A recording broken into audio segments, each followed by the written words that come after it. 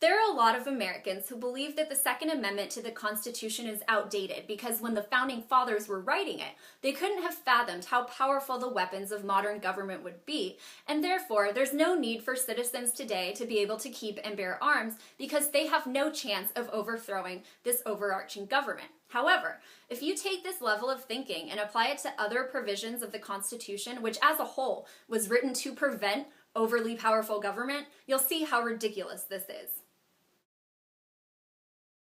You know what, guys? Freedom of the press is so outdated. I mean, the Founding Fathers never could have imagined that TV and media would take over and that only 4 conglomerated corporations would control all of this thanks to the government. And I mean, the United States is 46th in press freedom now, so what's the point in even bothering? Who cares about freedom of the press?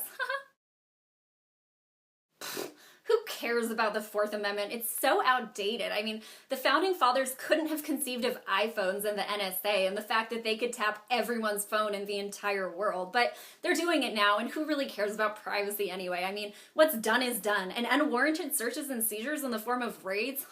Who cares? I mean, no one could have anticipated how powerful those assault rifles would be, so we should just let them break down our doors whenever they want to come in. They're here to help, remember? Oh, please. Article 1, Section 8 of the Constitution is so archaic. I mean, going through Congress to go to war, what would the president do? I mean, even though Vietnam and Iraq and Afghanistan were total disasters that resulted in a complete waste of taxpayer dollars and a waste of life, I mean, who cares? The idea of going through an entire body of a legislature, that is so ridiculous because terrorism, the Founding Fathers never could have predicted that. Now I know what you're thinking. The Second Amendment is different because guns, but actually, violations of these constitutional provisions alone have resulted in far more innocent deaths than any grand total of mass shooting deaths in this country. The lack of freedom of the press in America has propagandized Americans into begging for war and to being desensitized to all of the loss of human life that is inflicted by their taxpayer-funded weapons.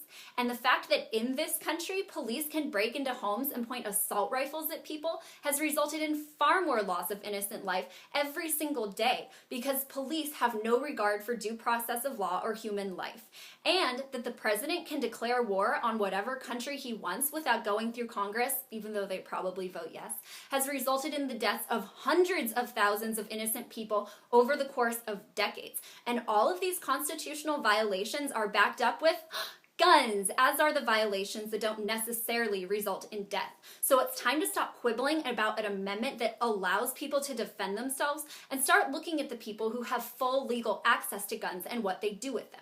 They're called the state, and they have a monopoly on force and violence, and in the 20th century alone, the state was responsible for the deaths of 250 million people, making them the biggest mass murderers in human history. So it's time to stop rationalizing your double standard for government murder as opposed to regular murder because they're still done with guns and it's still murder and it's still corrupt. And it's also time to start questioning the validity of a constitution or a slip of paper or any government that purports to grant you rights and freedoms.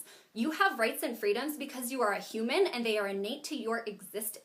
The antithesis of that is a state that seeks to control you using force and violence and guns. And it's the Constitution that got you that kind of government. So no Constitution, no slip of paper, and no government can give you freedom or security. Only you can do that, and it's time to start.